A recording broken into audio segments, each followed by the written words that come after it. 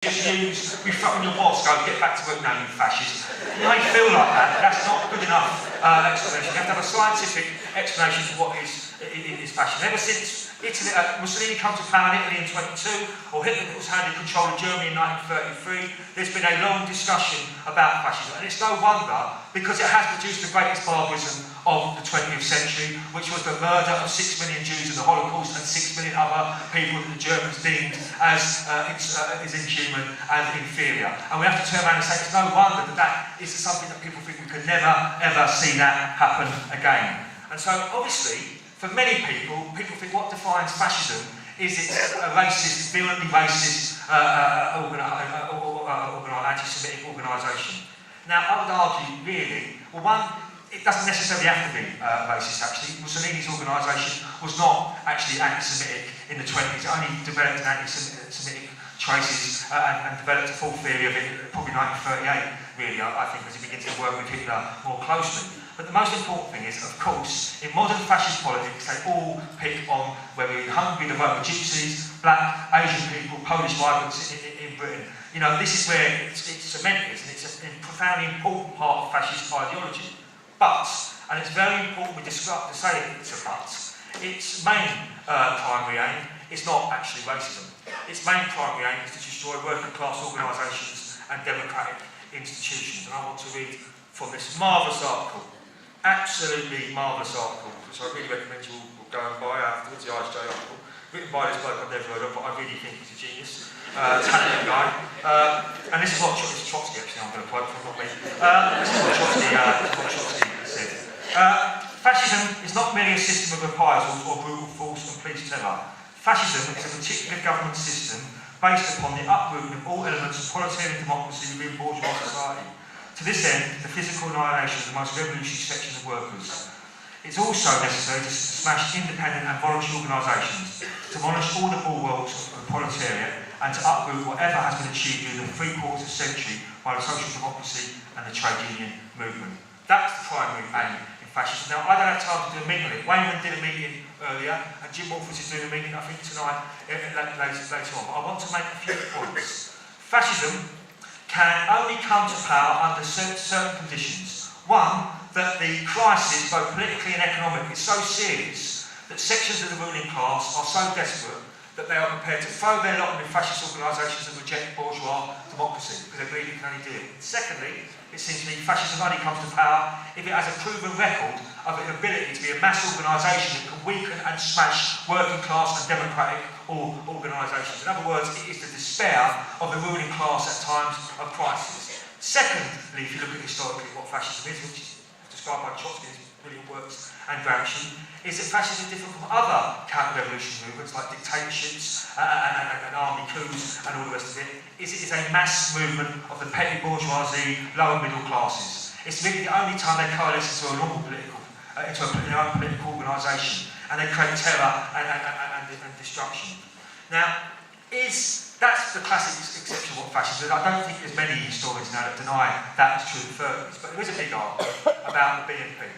Now let me just start, really, before we talk about the BNP today, let's just be clear of the BNP's roots. You see, one, Nick Griffin may pretend he's not a fascist, but this man, from his very inception, had fascism running through him, like it does through a stick of rock. He joined the National Front in 1915, 15 years of age at 1915, 15 years of age he joined the National Front, went to his first National Front meeting. By the time he was 18, he was organising at Cambridge University as a young NF organisation. People might know, Nick Griffin talked about he became a boxer, he learned to box. I'll tell you why he learned to box. He went to a place called Lewisham in 1977 and got driven off the streets. And that's why he decided to learn to box. He left the National Front and organised a group called the International Third Position, shared a flat with an Italian Nazi party bomb, or certainly was involved in a bombing of Bologna, which killed nearly 100 people. He remained inside the International Third Position throughout the 80s. He edited a paper called The Room, which is an anti-Semitic paper, which called the Holocaust, the Holocaust. He then joined the BNP and edited it. I don't think really you could just say it was just a little thing of me flirting with fascism when I was 15. This man has a record from really 1975 all the way through to today of supporting far-right fascist organisations are welcoming and belonging to it and writing some of the most filthy stuff you could possibly imagine. I just wanted to give another example, more pertinent to me. I was the East London organiser in 1993 when Derek Beacon won the election. And anyway, since then I've been able to get hold of the membership list of the BNP. And it's very interesting the town having branch membership. 3 members were members of Mosley's British Union Fascists, and later on the National Front and then the BNP. Thomas, Happy and Stahl's grandparents were members of the British Union Fascists. Their parents were members of the National Front, and further 4 members of that branch, out of only 23, were members of the National Front in the late 1970s, and 8 of them are former members of Combat 18. Now that is a bit of a fascist branch, in my opinion. Maybe I'll miss something here, maybe it's out. These people are rooted in fascism in that area all the way through, so don't think they changed their things. Secondly, I think it's very important we understand what Griffin is trying to do. He's adopting, really, the policies of Le Pen, and he adopts them in many ways. The Red, White and Blue Festival is named after the Red, White and Blue Festival that they organise in France. The magazine Identity that BNP uses is modelled on Le Pen's magazine. And we have to turn around and say that since the end of World War II and the savagery and the memory of Hitler's Nazi regime, there's been a massive problem for Britain's post-war fascists, which is if you go around cavorting about in Nazi uniforms, Z-guarding and pretend, saying how great Hitler is, it don't work very well amongst most people. They don't like it and they don't trust it for good reasons actually. And that's why they have to keep labelling them Nazis, because the one thing they want to get rid of and pretend has never happened. You see, and therefore there's been a problem for the fascists of trying to gain some kind of credibility and organised strengths. And what Le Pen's Euro-Nazi strategy is he said this: we need to drop the genocidal racism and Hitler worship and concentrate on winning electoral support. Well, that's an interesting idea that you're not a Nazi and say that anyway, isn't it? I mean, the idea that he said we're neither left nor right, but French. And what Griffin has done is he's aping Le Pen. I found 2 really quite interesting articles that he wrote in the BNPs. I went to Colindale Library, and I went through all the BNP's material, because I wanted to try and find some theoretical justification of Eurofascism. And I always knew it was there, but there's been no one really who's kind of pulled it out in a kind of real sense. I just want to give you 3 quotes to give you some idea of what Griffin did when he took over the BNP. This is what he said in The Patriot. Politics is always the art of the possible, so we must judge every policy by one simple criteria. Is it realistically possible that a decisive proportion of the British people will support it? If not, then to scale down our short-term ambitions to a point which the answer becomes yes is not a sellout, but only one possible step closer to our eventual goal. But what are the things he thinks we should drop? And he makes it very clear 3 sentences later. The 3 H's: hard talk, obbyism, and Hitler.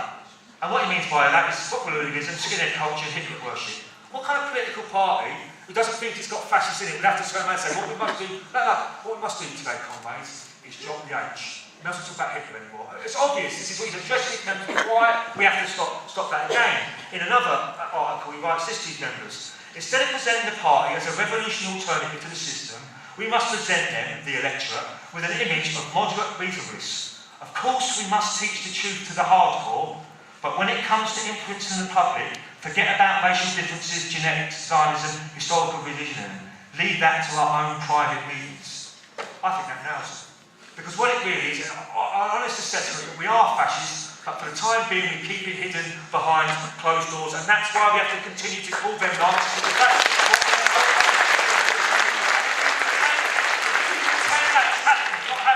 Then you are playing fire because you're treating them with respect when actually they're ready to cut your throat when they get the chance, and you never, ever let your enemy cut your throat. You must face your enemy face on and not try and turn your back on them. You never turn your back on a wolf if he's gnashing. Even if he's smiling at you. I used to have a dog that smiled, it still used to bite me when I was a kid, and you'll never forget that. I want to say something else about this, which is who is joining the BNP. You see, if you really look at it, they would say it's just working class thugs and hooligans. Actually, it's not really true.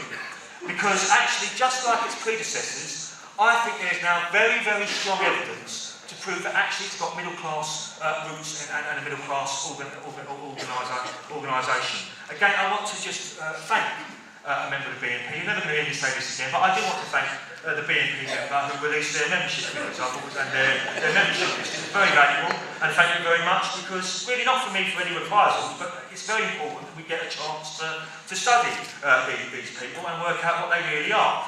Because far from being a bunch of working-class louts, What they are actually is mainly middle-class people. Again,